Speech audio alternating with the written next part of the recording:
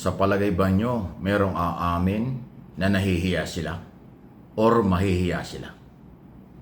Yan po ay tanong natin at observation natin after sabihin ng Pangulong, mahiya naman kayo. Dahil pera ng mamamayang Pilipino ang ginagastos ng nasa pamahalaan, sweldo, proyekto at iba pa, travel expenses at marami pang iba.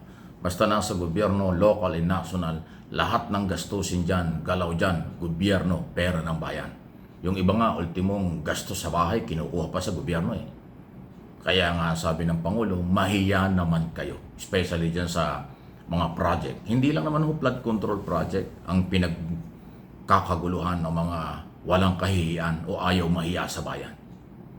Lahat ng proyekto sa gobyerno na merong pondo, mayroon niyang kalokohan. Kahit yung ayuda, kala nyo malinis yung ayuda, yung tupad, yung akap, yung porfish, hindi ho 100% nakakarating yan. Eh di lalo na po yung mga project. Eh kung yun yung mga ayuda, pangkawang gawa na nga yun, yung iba, di pa nakakatanggap, yung iba, kung ang nakalaan sa kanila, 3,000, nakakarating nga, 1,000 lang eh. May racket pa rin. Eh sa mga proyekto na daan-daang milyon o bilyon ang project sa mga highway, sa mga pier, sa mga tulay, di ba? Sa kung ano-ano pa, paggawa ng building, school building, classroom, farm to market road, irrigation, patubig, ang dami po. Pagbili ng mga facilities, equipment, alam niyo dyan o. Yun na lang pambili ng mga office supply, may racket dyan. Mga bond paper, table, television, computer, laptop, at iba pa. Lahat po nagamit ng gobyerno. Hindi lang sa national, pati sa local. May pondo yan, may kontrata yan, may nangungumisyon, may racket yan. Sa matagal ng panahon, hindi lang sa Marcos administration nangyayari. Maniwala kayo. Bilyon-bilyon po. Ilang bilyon ang gastos ang budget ng bawat department. Wala namang departamento na hindi bilyon taon-taon. Sa palagay ba nyo, yan ipansweldo lang sa tao? Eh sa mga local, mas matindi. Sa mga local, mayroon pang ghost employees. May sumusweldo pero walang empleyado. Saan napupunta yan? Doon sa head, doon sa may-ari ng opisina, doon sa boss ng opisina. Di ba kaya nga mayroong isang artistang napatunayan na pinakukulong ng 62 taon dito sa Quezon City? Napakarami niyang ghost employees, wala namang empleyado. Puro tuloy-tuloy ang release ng pera, pansweldo sa mga tao. Saan napupunta yung pera? O ganong katindi.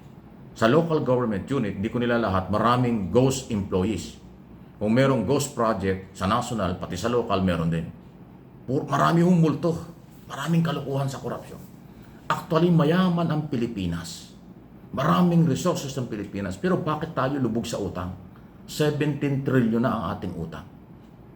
At nakakalulang bilyon taon-taon na trilyon ang ginagastos ng gobyerno. Sa national pa lang, iba pa yung local. At saka yung kinikita ng mga korporasyon na bilyon-bilyon. Nasaan yan? Maraming korporasyon na kinikita bilyon. Yung mga government owning control corporation ng pamahalaan, korporasyon kontrolado ng pamahalaan, bilyon-bilyon na kinikita. Iba pa yung collection ng BIR, collection ng customs, collection ng LTO, collection ng immigration, at iba pang ahensya ng pamahalaang nangongolekta ng pera mula sa mamamayang Pilipino. Iba pa yon.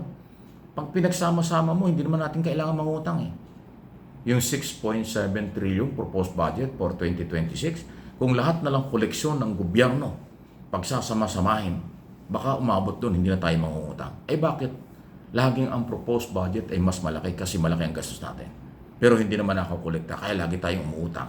Ito na lang yung proposed budget na ito for 2026. Ang sabi lang, mga 4 to 5 trillion lang ang makukolekta. Ay 6.7 yung kailangan. E di mahigit na 2 bilyon, mahigit na 2 trilyon ang utangin natin.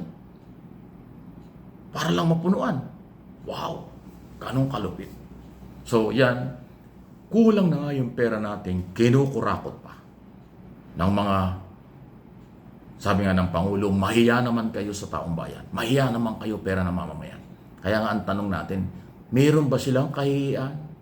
Mahihiya ba sila? Eh malamang hindi. Kasi nasabihin ng Pangulo, nagpalakpakan pa sila eh. Parang proud na proud pa, parang tuwan-tuwa pa. Sinabi, samantalang sila yung sinasabihan ng Pangulo. Ang sinasabihan ng Pangulo sila, hindi naman taong bayan. Kasi sabi niya, mahiya kayo. Mahiya kayo dahil yung taong bayan ang may-ari ng pera. Oh, hindi naman taong bayan ang nangurakot eh.